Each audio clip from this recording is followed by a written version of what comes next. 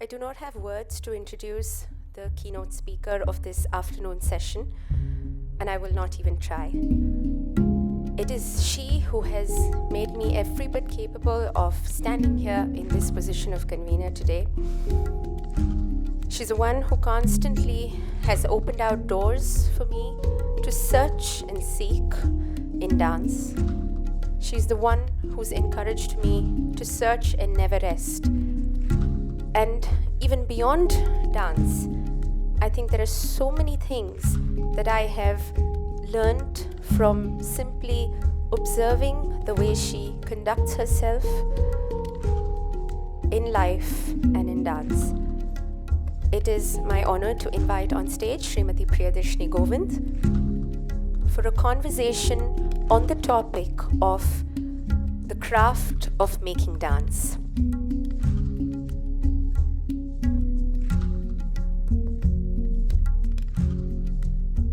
I wanted to start by asking you, what are the tools that are available to a dancer while you begin to visualize a sketch for dance? What are the tools that are at our disposal that we should look towards and draw from? Thank you very much, Apurva. I just want to say that the last 3 days, it has been very, very heartwarming and fascinating to see how much young talent we have in the art scene. I was just saying, young but extremely wise, inquiring minds, and I think this conference has brought out that it's very important right from the beginning of your growth as an artist to be a thinking artist, to be aware of not of art, not just as a performance art, but also everything else that goes into it, the literature, the music, and all other aspects. So I just want to say congratulations, Apurva, for this wonderful conference, and I'm sure all of you will agree, those of you who have come on all 3 days. And I think precisely this has been explored at length in different ways by most of the speakers, that one, of course, we have the various triggers as dancers. The first one being, if it's going to be a composition, a literary composition, it's the word, the written word, the lyrics. Then you have the music. Then you have the inherent rhythm. The rhythm which is not just in the time cycle, the rhythm of the time cycle the composition is set in, but also the rhythm of the poetry itself. So I think these are the first basic triggers that you start with. You've also said, Auntie, as much as the poetry that we are looking at forms the content and the trigger, there have been times when you have used the words, don't follow the music. And as a performer, as a dancer, one has to lead. Can you elaborate a little bit on that?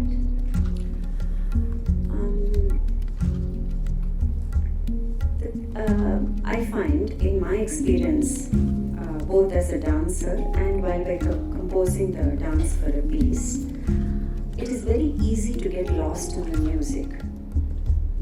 And also, while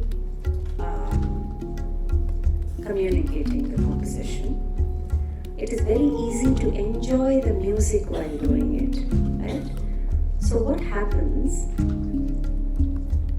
and I have learned that the thought is the most important in presentation, or rather when you are performing or when you're presenting a piece or when you're composing a piece. It's the thought that is the first, that comes first. So if the thought is going to be only of music, then it becomes very the emphasis shifts onto that. As artists, we have to look at a composition in its totality, and music is one of the elements. It's how all of them come together to present a visual. That is important. So coming back to the point that when you get lost in the music, what happens is, especially when you're performing, you start enjoying the music, and that's what you communicate, and the communication of the poetry or the composition that you are trying to do gets lost in that. So that's what I meant, that's what I mean when the music has to come from within you.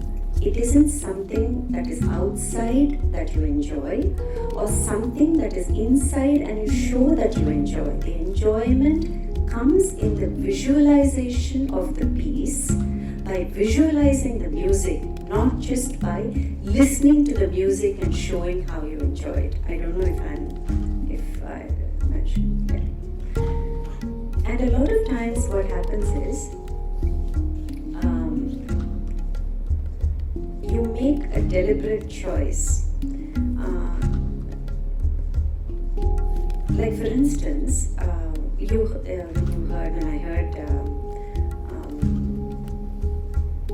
Mahati today, the music itself speaks, right? The music has been composed in a manner like the moment you listen to the music, there is a visual there.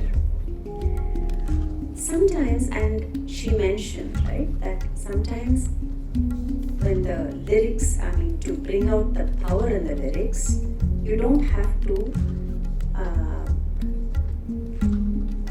express everything. You just stood there, to show the greatness or the still state that Rama is in, or as a very the highest state, the yogi. The music and the words provide the soundscape, and the visual is a still, right? So you allow that to take you allow that to take the foreground, and the visual supports it. And sometimes, and there are times when the visual itself uses the music, right? But the visual takes the foreground, and the soundscape provides the background for it. I know you said that there are two ways of looking at it. In the first instance, you don't, as an artist, you show your enjoyment of the music through your visualization, not through an external appreciation of it. And in the other example that I gave, there are times when the music plays the main role and provides and the visual, reflects what the music brings. And sometimes it's the visual that takes the foreground and the music provides the soundscape. This is just a broad example. Thank you. I think the last 2 days, a lot has been said about poetry and written works of literature, and being true to the intention of the author or the poet. I would like to ask you and understand from you, how does a dancer not allow his or her portrayal to be colored by their own personal biases or choices or morality, for instance? How do we go about understanding and being true to that intention that the poet has? The minute you embark on composition of a piece, the focus is on the piece, and you bring in all your experiences, the training that you have, to try and be as true and to the psyche of the poet, to the intention of the poet. Again, it's a choice. from the training I have received and what I have understood and what I firmly believe is, any pieces, of course, there is always a personal element to it, because it's, after all, it's the dancer has a character, the dancer has, there is a certain personality she or he exudes. So there is no doubt about that. But that's not the point. The point is, will I allow my personal preferences, my personal prejudices, my personal thoughts on ethics, etc., to affect my choice of a composition? I don't think so. Because my life as an artist, I feel, is very different from the choices I make in my life privately, right? So, but as artists, I think the life that we live gives us the experience to use our imagination in the compositions that we visualize. For instance, if we just be, in a Parakiya Nayika, a woman who is in love with a man but is married to another, you don't make a moral judgment on it. But what is more important is, can I as an artist, or how can I as an artist, imagine the character of the heroine or the character that is being portrayed by the poet? How can I visualize the situation that has been described by the poet in the composition and bring that to life? That is my focus, rather than do I agree with the choices the character has made in the composition? Because to me, every composition is worthy of visualization. And of course, there are different elements that attract you to a composition, but the elements that attract me to a composition are not those which I believe in, but rather which if the character is interesting, if the situation is interesting, if the music is beautiful, and those are the things that draw me to a composition, not because the character in the composition believes in what I believe, right? So I think what is most important is, as artists, we should be able to visualize what the poet has written. That is the focus, rather than looking to see if the character behaves like you will behave in life, or if the character states ethics or morals or values which are similar to yours, or if you believe that only these kind of characters should be portrayed on stage. To me, I don't go like that. I find the more complex the character, the more interesting the piece is. So to me, the challenge is visualizing the composition. In fact, if the character is very different from what I am in real life, it is even more of a challenge. So, in a way, you have to, would it be right to say you have to in some way relish that character that you are reading, even though you may not believe in the same things or live your life the same way? I think so. I think that every character that you play is something that you have to live and breathe as an artist, because only then the thought process, etc., of how the character will think, etc., becomes clearer to you, and you'll be able to dig deeper into the psyche of the character that you're portraying. So understanding, relishing is very important, and also we also have to understand that as we grow more experienced, the way we look at these characters also changes. Because the same character that seemed one particular way at a certain point in your life, you see different shades and nuances as you grow in years and experience. So there is no character that remains still in your exploration. Where do you draw your references from to play these characters? Because the characters that have been written into these, especially the Padam Javali repertoire, they're such wonderful women with so much agency and choice that they kind of, is evident in their voice. But do we always find examples of these kind of women or sparks of those characters in people around us, or where do we draw those references from? I think that's precisely what, if you're talking about characters and if you're talking about heroines and heroes, I think we're going towards the Abhinaya section of dance. I think that's precisely what the training is about, training the imagination, right? So that helps you imagine or helps you visualize how the character might have behaved, because you train your imagination, train yourself to think. And as far as inspiration is concerned in the outside world, I think most of us are like voyeurs. I don't know if dancers will agree. I always find myself people watching all the time, and I find myself analyzing situations. I think it's part of the training that one has imbibed.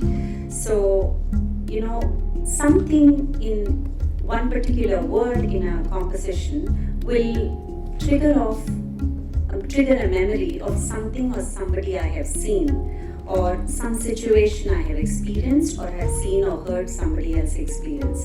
It's not necessary that there always should be a memory, or there should always be examples in the life that you see around you, right? Because a lot of the compositions that we perform are from the Devadasi community, like a lot of Samanya Nayikas is what we perform. So it's not necessary that you should have either experienced or you should be familiar with that. No, I think it's also very much about training the mind, about the imagination. And as you keep working, I think a picture emerges.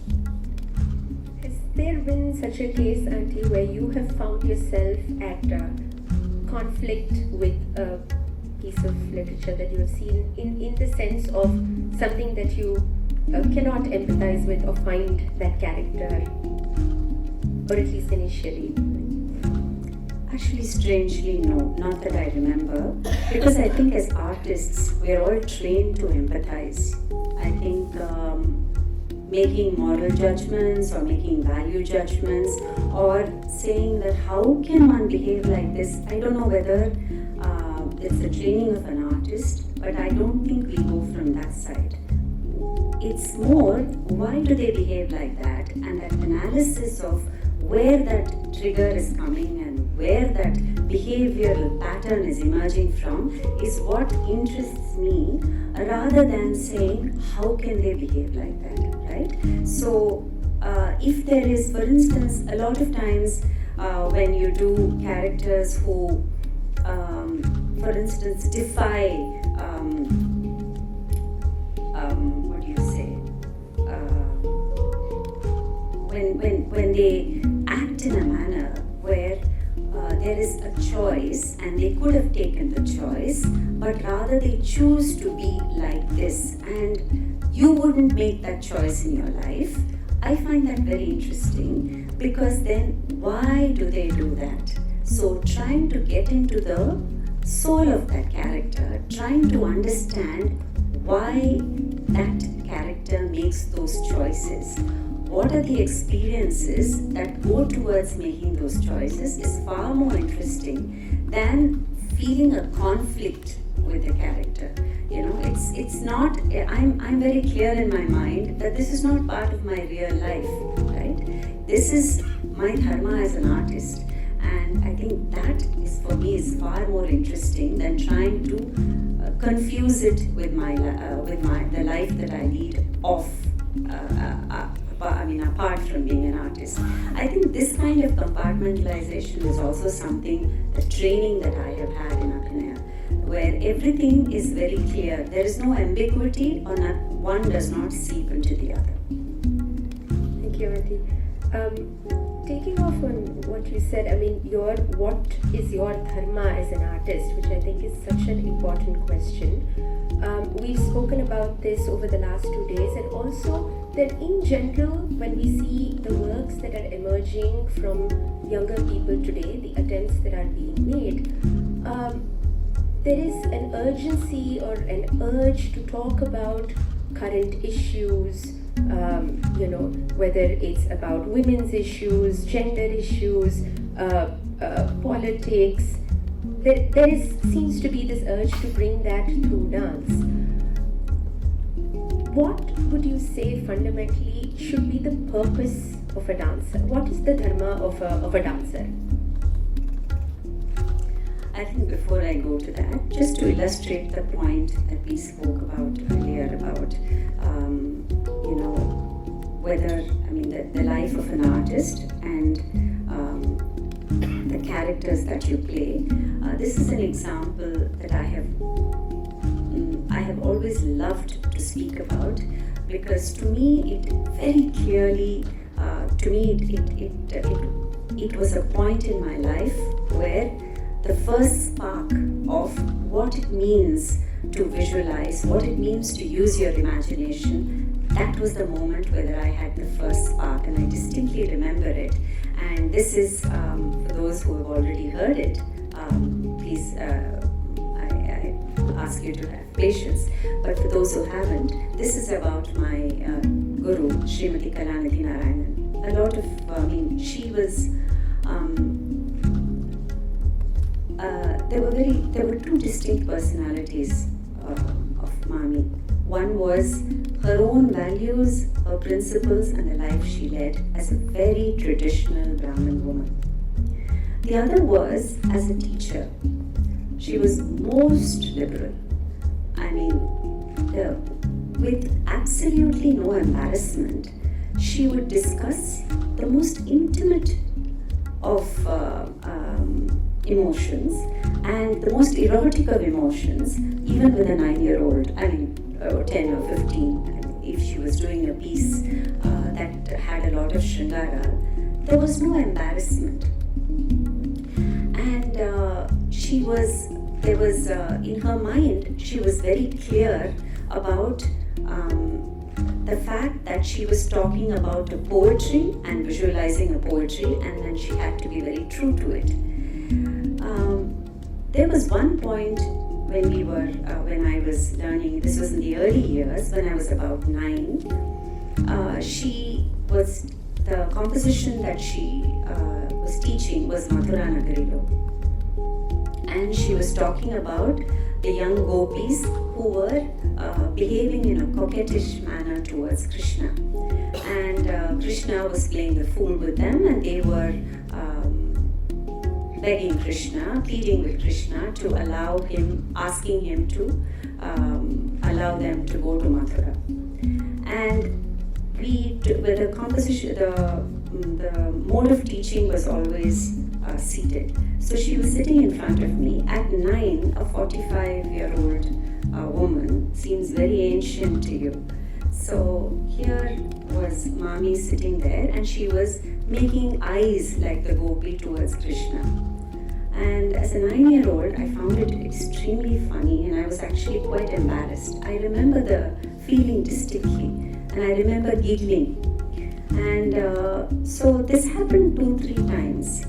She would show me the hand, and then Mami always spoke the dialogues in Tamil or in English, and she would enact it with the dialogues. There was no embarrassment for her, and it would be there, right there in your face, to me as a 9-year-old. And when she did that, again 2-3 times, every time I would giggle in embarrassment. Then the 4th time, she looked at me and said, "Do you want to learn or not?" And it was the transition from a coquettish gopi, charming Krishna, to a very stern teacher, a 45-year-old woman teacher, very strict. So the transition to me was the first spark that I had of character change, and this has stayed with me, and that was an invaluable lesson that provided the base for all the learning that I had with Mami. To come to the question of what about young dancers, I think what is most important, I think for all of us, young or old, is that your training has to be solid. You have to put in all the years required for training. That is the base. That is everything. I don't think there are any shortcuts, and I don't think there's ever a point where you are not learning, or whether there is ever a point where you know it all, right? So when you have put in a lot of hours training, and you have a strong base, in communication, in the form, I think whatever comes out of that, from that strength, I don't think will ever be frivolous, or it will be shallow. So what is important is not what you work on, but where you come from. I think it's very important to come from a place of very strong learning, and that I don't think you can bypass at all. Because what happens, I find, it can be that, again, this is not a value judgment, this is more out of concern. So there are sometimes instances where I have seen that when you learn amalgam, or when you have done a few number of years training where you learn the Adabu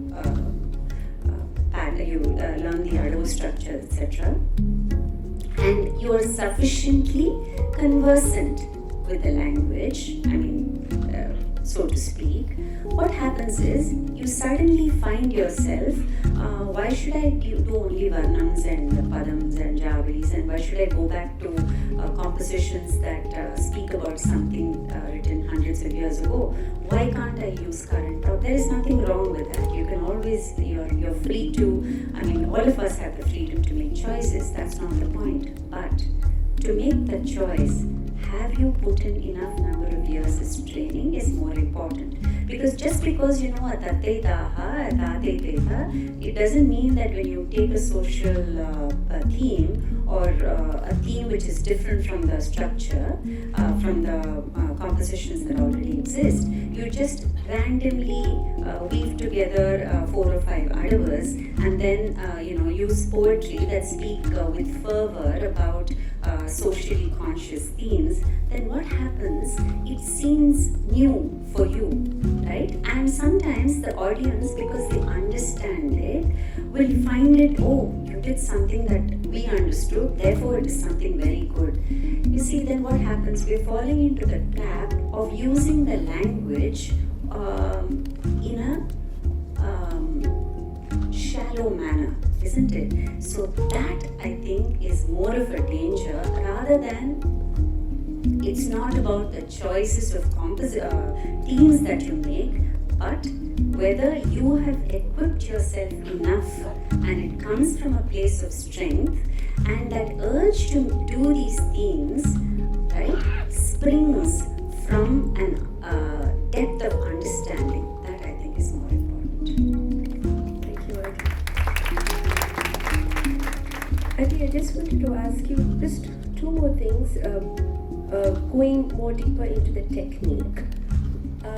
You use 2 interesting terms, things that when I first heard them, I never thought that it could be used in the context of Nritta like this, or in the context of Abhinaya like this. You've always used the term modulation when it comes to Nritta, and communication through Nritta itself. And on the other hand, even recently in a class, you very beautifully said that Abhinaya is in the pauses, in the silences.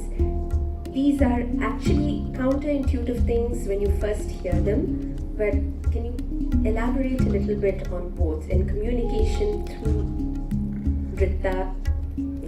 So when we compose a piece visually, if we are doing it as within the traditional structure of there is a lyrics, there is a melodic there is music, etc., and there's an innate rhythm.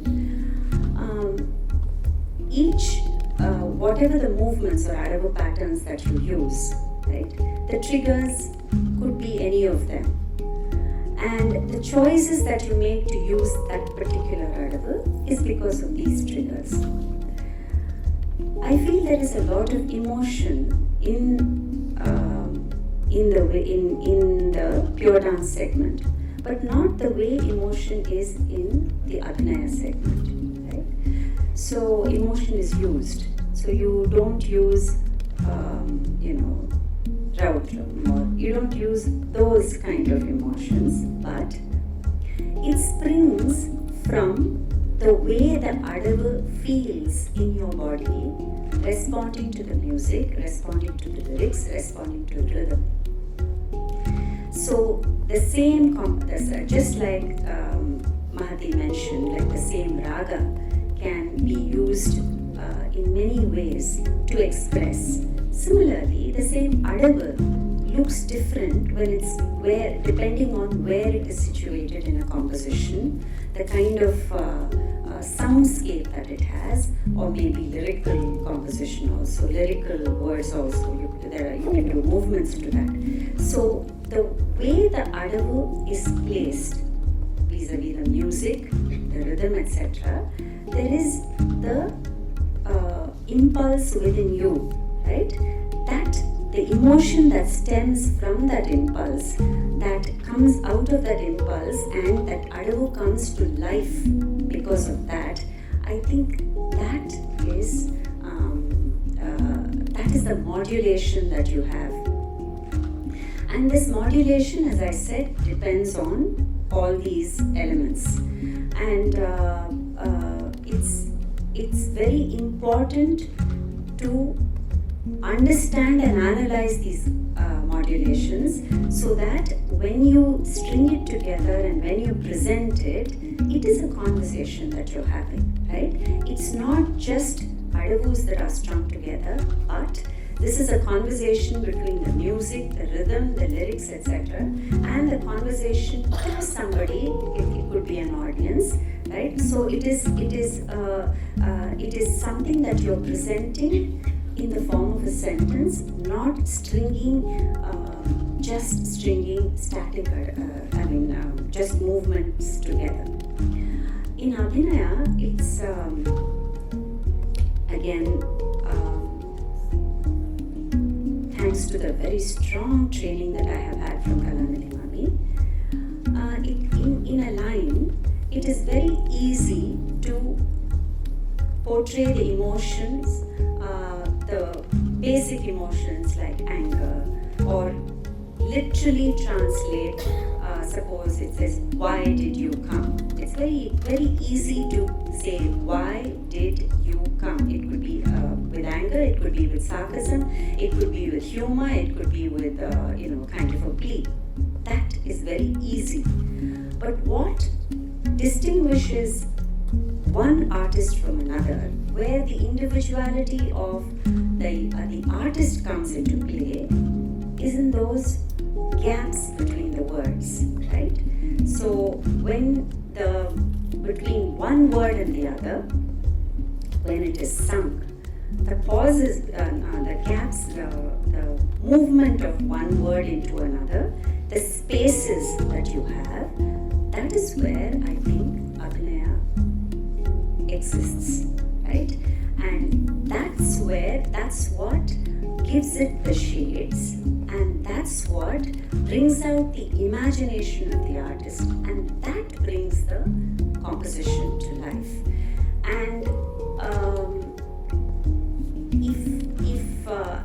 And the more spaces between the words gives more scope for the artist, and it's more difficult to hold the emotion and show the modulation.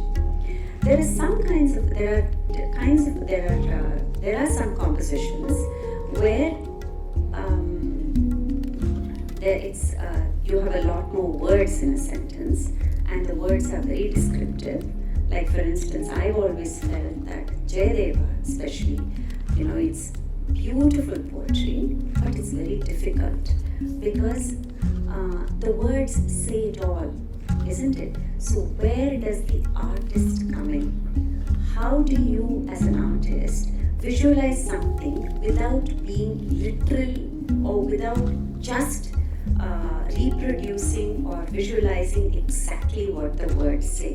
I think that becomes a challenge as an artist, and there are very few pauses between the words, isn't it? So with that kind of those kind of compositions presents challenges to you as an artist to bring out the essence of the composition without being literal. And I think this brings, to me, this reminds me of the comments made by, in the first day, by Dr. Velchuri Narayana Rao, in the first day, where as a scholar, he said that they say that they look at what the sense of the lyrics are, isn't it? But the composition, the sense, the composition in its totality. How does it speak to them in its totality? So that was his where he was coming in as a translator, right? So I think as an artist, sometimes you make those choices. Are you going to look at a piece with, if there is a piece with a lot of space, then your approach will be in a particular way. If you're looking at a composition, if you're looking at visualizing a composition which has a lot of words, then how do I bring the essence? So how do I look at that composition also becomes very important. Thank you, Auntie. Professor Rao also said one thing which I definitely wanted to know what you think about that. He said that we as a generation have probably lost the ability to experience other genders. He said this in the context of, poets like Annamaya who were able to write, so beautifully from, imagining the psyche of a woman. But the way, we have always learned Abhinaya and the pieces and the approach that we have, it seems like dance allows you to embody and experience, not just in sense of gender, but literally other states of mind. But how does one do this, especially in the context of gender? What are your comments on experiencing the other gender and not just using a certain stance or a certain stereotype to convey the notion of the gender, maybe?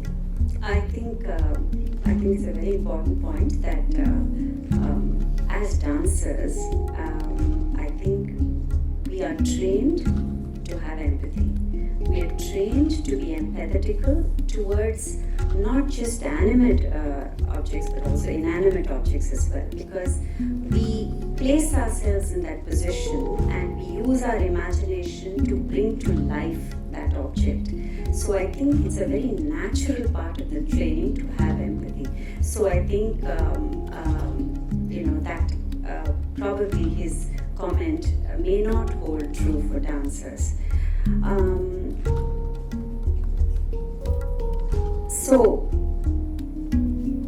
For instance, if you take gender, like as a woman, how do I play a man? But I think it's very important to start at the very basic level, like a stance, right? So it's not that the moment, we all have to start somewhere, and it's not as if the moment I start, my imagination has already given me the ability to stand like a man, to think like a man, to behave like a man. No, it is a process. So you start with a stance, for instance, and it takes a long time, perhaps months, years, etc. In that stance, then the starting to understand what feelings that stance gives you. You start understanding how to stand like a man, and this also comes from your observation. The gestural language that is used by them, even the stance, how to behave in that stance. It's not static, isn't it? It's a dynamic, it has to be dynamic. So you start, that would be a starting point, but as you keep practicing it and that experience allows you to delve deeper and understand also. Slowly from the stance you go to movement, from the movement you go to the thought, of a thought process, and with that a character can come to life. So it's important to start somewhere. It could be something very basic, but the most important thing is to delve deeper, and that's how you understand characters, genders, people, situations, etc. Thank you so much. Thank you very much. Thank you. On that note, if there are any questions from the audience, please feel free. It was a wonderful narration by you. Thank you. Yeah, that's what I also felt the same way.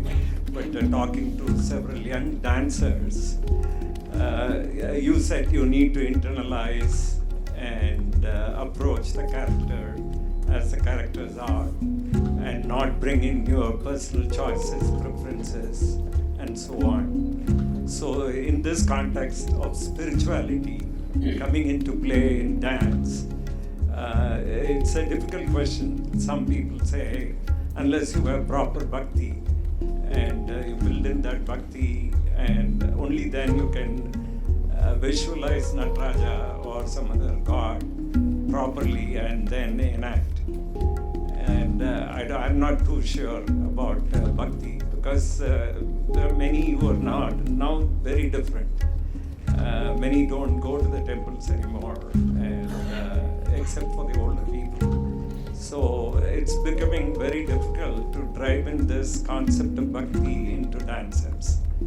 And their approach to dance is, many of them, what I've heard is, I look at that Nataraja as a beautiful sculptural piece, and not as God.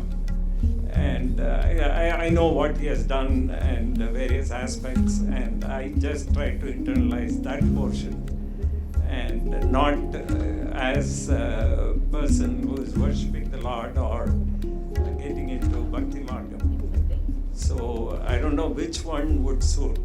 And also regarding the social themes, I find that I saw some production somewhere where it is a problem that existed somewhere else, and they felt that they have been wronged. And so that they tried to play out as a social theme and tried to kindle the emotions of people unnecessarily. I felt it was unnecessary bringing dance into that and trying to push up some cause. And that has happened, it's all done, debated and so on. And why bring that emotion into play? And it unnecessarily kindles. I don't know what for. The social themes have to be carefully penned, and there should be harmony everywhere. Yeah, that's what I feel. The dance should be misused. Yeah, you have to come on. You want my comment? Yes. On board. No, I agree that dance should not be misused. But then, what is misuse? That's a big question. See, the thing is, as I said earlier, I think it's very important that there is honesty and integrity of purpose. That is very important. I don't think there is any question of not being there. I think as an artist, that is the least that you can have. When that honesty and integrity of purpose is there, and along with the strong and the very solid training that you have, what you choose to present, I don't think that choice, that's your freedom of choice. That cannot be questioned. I wouldn't question that. But whether what you present has these three, that for me is important. What comes out of that, I don't think it will be shallow. And I don't think it will be only to trigger some kind of I think it will be far more powerful than that. So to me, what they choose to say is their choice. But if it comes from a place of strength, of training and integrity of purpose, I'm okay with that.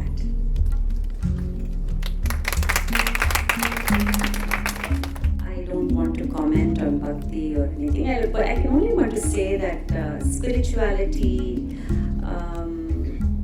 see, the thing is, it's, for me, dance is about transcendence, right? It's about feeling the 5 elements within you as much as without. So it's how do I integrate with the universe that is around me, emotionally, physically, etc. So that to me is dance. If that can be termed as spirituality, maybe. I mean, that is what it is.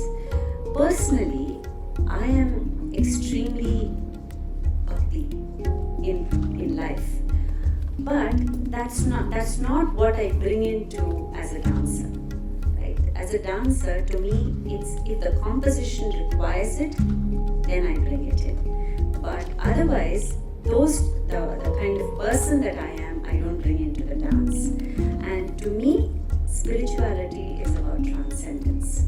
It's about, and it's also the single-minded focus that you have, where you align your thought, mind, and body to something, and therefore rise from a mere bodily existence to something that can only be experienced. Namaskaram Akka. So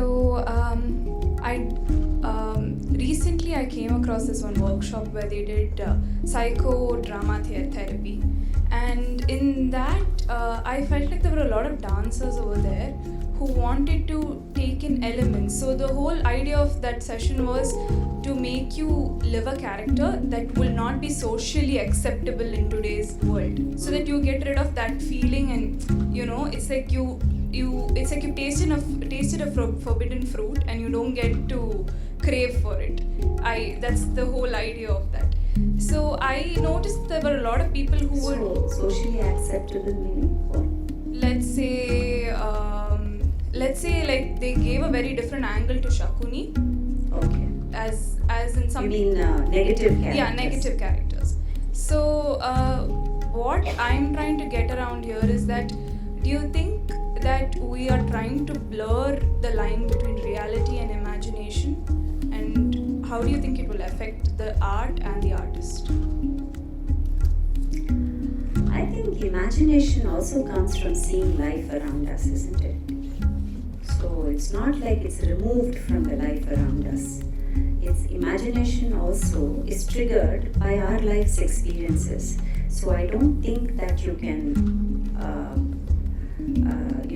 reality is not something that stands at a very huge distance, from to us as artists. But coming to just to talk about those negative characters, right? Why should you learn about negative characters and treat them as forbidden fruit? Right? I don't understand that, because I think negativity exists within all of us. We are never black or white, right? So there is so much complexity in each of us, and there is a Shakuni, there is a Koni, there is a Kaikeyi within all of us. So I feel that rather than looking at it as forbidden fruit, you learn to embrace even those aspects of your personality. And I think this is reality, and it can also be used for your imagination. Thank you.